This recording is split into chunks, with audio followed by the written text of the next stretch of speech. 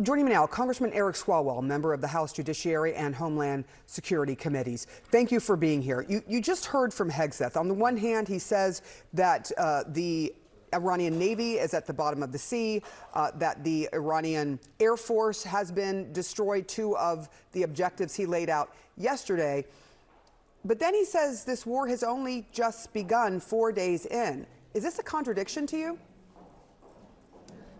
It is, and Sarah, you've covered California for a long time. You know, in the Iranian diaspora, we've got the largest one in California. Of course, they have big hopes and dreams for their homeland, where women never could drive freely or dress the way that they wanted or vote or participate. So to see a brutal regime taken down, of course, that brings them hope.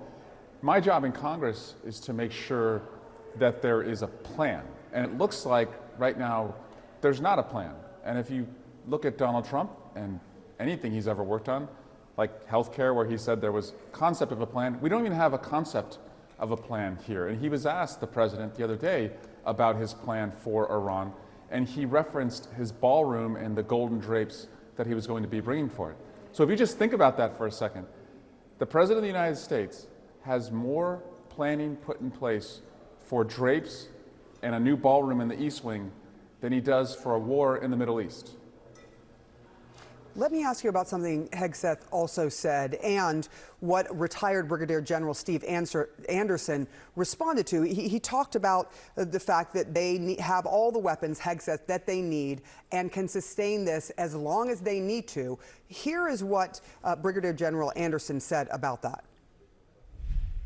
That's what he's saying, that we're going to take advantage of our air superiority, our ability to loiter over targets and use other type of munitions. In fact, the Secretary of Defense even talked about using dumb bombs, gravity-based bombs, and not laser-guided bombs. But we're running out of and it was very clear to me when he makes a reference to using gravity bombs like that.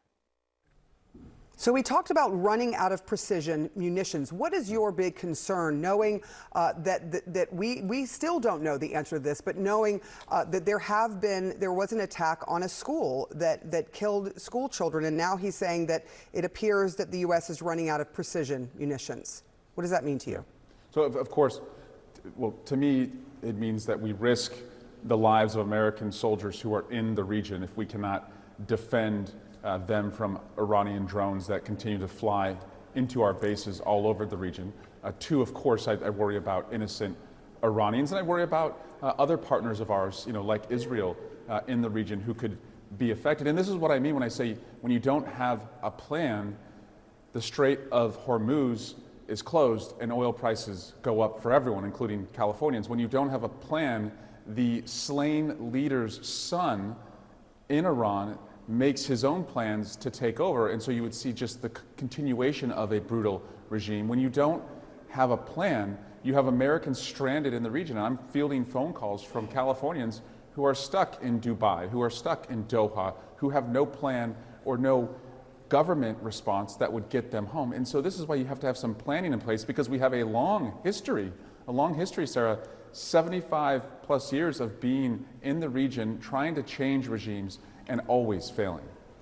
The Israelis have been clear that they will continue to go after and eliminate, as they put it, anyone who tries to take the role of supreme leader.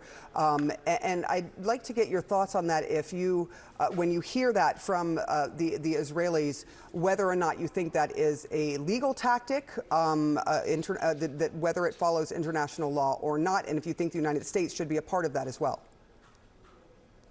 Well, what I can say is what we know about true regime change and democracy being brought to any country in the world is it doesn't come from bombs being dropped from the sky, whether it's from Israel or the United States. It comes brick by brick within Iran, and that has to come from the Iranian people. And there's not enough bombs that we can drop to change what the sentiment is on the ground and their own ability to build their own democracy. And so that's why I'm just wondering, like, what are we doing here?